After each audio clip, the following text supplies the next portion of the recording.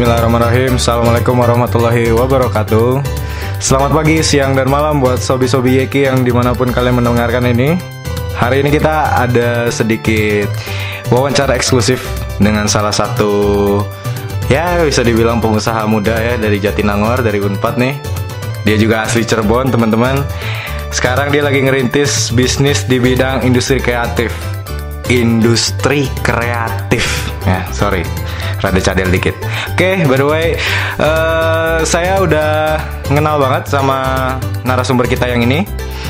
Dia juga salah satu dari mitra saya dulu ya, berbisnis pas SMA juga. Kalau yang saya lihat sih, yang saya rasain tuh anak ini nilai plusnya itu adalah kejujurannya.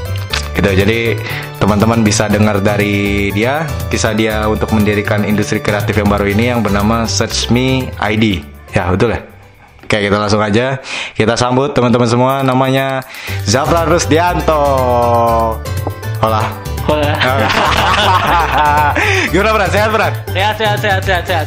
Ya, sebenarnya sih yang interview sekarang nih pengen nanya-nanya tentang gimana sih dulu tuh berbisnis tuh udah berapa kali berbisnis gitu. Berapa kali? Iya, udah berapa kali? Kalau dihitung-hitung bisnis itu udah lebih dari 3 kali. Lebih. Mungkin ya nggak kehitung deh. Yang kehitung sama saya 3 kali. 3 kali? Iya. Termasuk yang waktu SMA itu ya? Iya, ya, SMA, oke. Itu yang baju-baju itu ya? Iya, oke. Sekarang kenapa pilihannya itu jatuh di industri kreatif? Karena kan gini ya, sebetulnya kayak bisnis sekarang kayak gini kan itu salah satunya memang banyak yang main. Tapi permintaan banyak tapi yang hadir tuh sedikit kan. Terus juga harga relatif tinggi nih kalau bisa dibilang ya. Tapi kan pasar ente kan di ini ya, maksudnya di kalau ada wisudaan buat segala macam. Kenapa milih ini gitu? Ya, mungkin poin pertamanya ya tadi juga Mas udah tahu kan, Mas Ebi ini udah tahu. Poin pertamanya itu nggak banyak orang yang mendalami industri ini, bisnis industri ini. Nah, di situ saya ngeliat peluang kan dari satu universitas saja untuk wisuda itu ada 4 gelombang. 4 gelombang nih, berarti itu kita ambil dari satu universitas. Berarti kebayang dong ada banyak universitas itu, misalnya rata-rata satu universitas aja yang negeri itu ambillah 2, dan di Bandung itu kan banyak nih universitas. Nah, kita bisa ngeliat tuh peluang di situ kan banyak banget. Jadi ya kita tahu pasarnya banyak dan pemainnya sedikit. Dari situ aja kita udah ngeliat peluang yang cukup besar. Terus poin ketiganya adalah di mana banyak anak-anak yang punya ide-ide kreatif, inovatif, tapi mereka itu malah ujung-ujungnya milih, misalnya bisa kita bilang kalau di fakultas saya sendiri itu perbankan. Ya, padahal dia itu bisa punya ahli di bidang lain. Ibaratnya dia bisa mendesain segala sesuatu itu menjadi lebih inovatif, kreatif, dan ya unik lah gitu. Nah, poin selanjutnya adalah di mana saya melihat ini nih banyak orang yang bingung kan untuk mencari sebuah buah tangan atau kado atau apa yang beda dari yang lain. Orang yang itu kan lebih nyentuh gitu ya. Iya, banyak orang yang kayak cuman cewek gue ulang tahun nih, beliin apa ya? Boneka.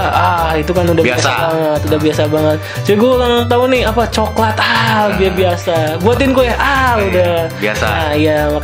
Maka dari itu saya buat ini menjadi sesuatu hal yang berbeda gitu. Berarti souvenir gitu ya? Iya, bisa dibilang jatuhnya seperti itu. Dan yang kelima, saya melihat peluang lain adalah banyaknya masyarakat kita. Ibaratnya konsumen saya itu akan banyak sekali karena pasti setiap harinya ada yang ulang tahun. Saya berpatok, iya, pasti ada. Lainnya kontaknya apa? Wah, kalau kontak kita alhamdulillah lainnya udah premium. Ya. Bisa langsung aja di @searchme.id dan Instagramnya juga sama. @searchme.id, dan kontak personnya bisa langsung ke 081 222 36 50 50. Oke, itu ya berarti teman-teman kalau misalkan pengen tahu produk-produk dari Search Me itu apa aja, bisa langsung landing ke Instagramnya atau lihat-lihat di line ad-nya. Tapi mau tanya dulu nih, Pran jurusan apa, Pran? Agribisnis. Tapi bisnisnya kreatif industri. Ya gitu. Fakultasnya itu ya. Fakultas pertanian. Iya. Ya.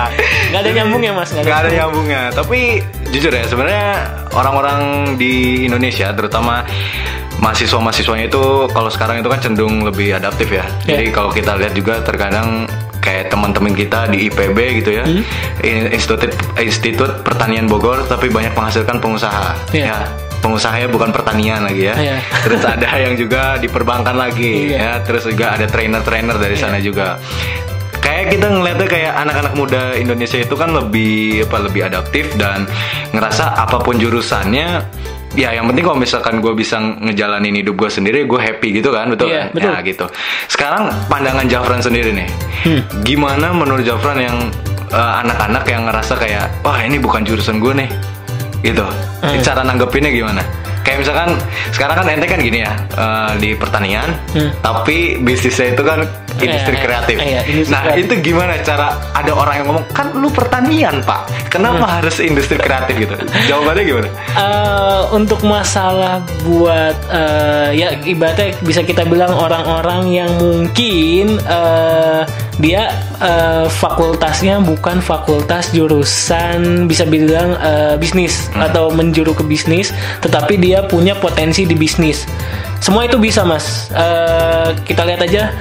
Semua misalnya bisa kita bilang mungkin pemilik SS yang tadinya teknik kimia. Oh iya. Ya itu ada. Terus ada lagi misalnya dia pinter matematika, tapi dia misalnya jadi pengusaha aset apa namanya? Properti ya. Bisa dibilang ada itu. Nah sekarang gimana pandangan saya melihat orang-orang yang mungkin mereka itu salah jurusan atau apa ya. Ya menurut saya itu nggak ada salahnya karena kuliah itu sebenarnya itu hal ibaratnya bonus. Ibaratnya kita itu kan kalau belajar itu kalau hidup itu untuk menggali ilmu. Benar. Ilmu ibaratnya misalnya saya atau bisa disebut ada orang yang yaitu yang tadi disebut kuliah tapi salah jurusan atau apa, jangan berkecil hati. Dia punya rasa mungkin bisa bisnis misal, tapi dia dari misalnya kedokteran gigi kita sebut misalnya, ya udah aja bisa aja kan giginya diwarnain gitu atau apa gitu, dibisnisin tuh gigi yang unik atau behel yang unik bisa. Atau ada juga yang terbaru ini yang saya tahu ada juga nih anak-anak FKG yang mulai berjualan alat-alat kedokteran. Itu juga kan termasuk bisnis. Ibaratnya dia tahu nih jalan-jalannya, link-linknya, tahu pasar-pasarnya. Itu dilakukan oleh anak-anak FKG-nya sendiri. Atau mungkin ada juga kita sebut FAPET misalnya, Fakultas Peternakan, tapi kan kalau yang kita tahu mungkin FAPET itu apa sih ujung-ujungnya dosen. Terus, kalau enggak menteri. Atau apa ya, kedubes atau apa, tapi dia punya potensi bisnis misalnya. Bisa aja kan dia buka kayaknya perkebunan sendiri, peternakan untuk ya perkebunan peternakan jadi satu mas. Bisa. Saya baru tahu pak. Ya Nah jadi kan dari situ kita bisa lihat kan potensi-potensi bisnis itu sebenarnya nggak memandang dari fakultas apa dan dia ada di mana. Bisnis itu tentang peluang sebenarnya. Peluang. Setuju. Apapun fakultasnya, apapun dimanapun tempatnya dia berada, mau universitas mana, fakultas mana, bisnis itu semua orang bisa sebenarnya. Asal kita tahu apa yang dibutuhkan oleh lingkungan kita, di mana celahnya itu, pasti bisnis bisa berjalan seperti itu. Luar biasa. Jadi sebenarnya yang saya tangkap dari sini ya, kayaknya kita nih penting banget buat jadi diri sendiri, betul ya? Betul. Kita harus jadi diri sendiri. Nggak peduli sih jurusan apa gitu. Misalkan teman-teman yang lagi dengerin ini jurusan ekonomi Islam, mungkin diarahin jadi birokrat, mungkin diarahin jadi politik dari kurikulum segala macam, mungkin ya mungkin. Tapi pada ujungnya kalau memang bisa dibisnisin, ya kenapa enggak gitu ya. Maksudnya jangan sampai kita jadi politisi atau jadi birokrat yang mentalnya itu mental tuker duit ya. Ada kepentingan diganti duit gitu. Enggak gitu ya. Jadi kalau misalkan memang bagusnya lagi kan kalau ekonomi Islam nih teman-teman semua yang lagi dengerin ini ya bagusnya tahulah hukum jual beli itu yang bagus gimana, tinggal pemilihan bisnisnya aja yang harus sesuai hati biar ngejalaninnya enak ya. Oke, pesan terakhir dari Jafran untuk pengusaha-pengusaha muda yang mau merintis bisnisnya kira-kira apa? Ringkasan. Singkat, padat dan jelas ya. Mungkin carilah peluangnya. Carilah peluangnya. Oke, carilah peluangnya dan mungkin jadi diri sendiri ya. Iya, itu pasti. Oke, teman-teman semua, Sobi-Sobi Yeki, terima kasih yang udah mendengerin. Terima kasih buat Jafran yang udah luangin waktunya. Saya jauh-jauh Pak dari Bandung Pak ke sini ya. Ya, makasih, semoga membantu, semoga menginspirasi. Terima kasih. Assalamualaikum warahmatullahi wabarakatuh. Waalaikumsalam.